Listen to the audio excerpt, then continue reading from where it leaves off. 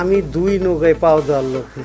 আমাদের তথ্যমন্ত্রীর দেওয়া উচিত এফডিসির ভিতর কিছু ফালতু কিছু স্টাফ আছে, এটার ধ্বংস হয়ে যাবে। এটা যদি ধ্বংস না হয়, এই স্টাফগুলো বদলায় ভালো গুণীমানের স্টাফ আনে।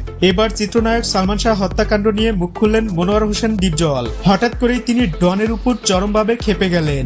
এই জন্যই বলছি, দর্শক যদি ভালো না বলে তাহলে আমি কিভাবে অভিনেতা হইলাম। এ সময় তিনি বলেন, ওরে জেলে ঢুকায় রাখছে কেন? যে কামটা করছে ওরে তো কুত্তা পেটা করা উচিত। আমার শরীরটা বেশি ভালো না, এর জন্য আমি কিছু করতে পারছি না। নয়তো ও যে অন্যায় করেছে এর জন্য প্রকাশ্যে ফাঁসি হওয়া উচিত। আমার দেশের আইনের প্রতি আস্থা আছে, দেখি তারা কি করতে পারে। অন্যদিকে ডন গ্রেপ্তার হলেও এখনো পলাতক আছে সালমান শাহর স্ত্রী সহ আরো 9 জন। এখন তারা গ্রেপ্তার না হওয়া পর্যন্ত আদালত চূড়ান্ত রায় দিতে পারছে না। তাদের ভিতরে অনেকেই এখন দেশের বাহিরে এবং দেশের ভিতরেও পলাতক হিসেবে আছে। এদের সবাইকে দ্রুত আইনের আওতায় আনার আহ্বান জানান ডিপজল।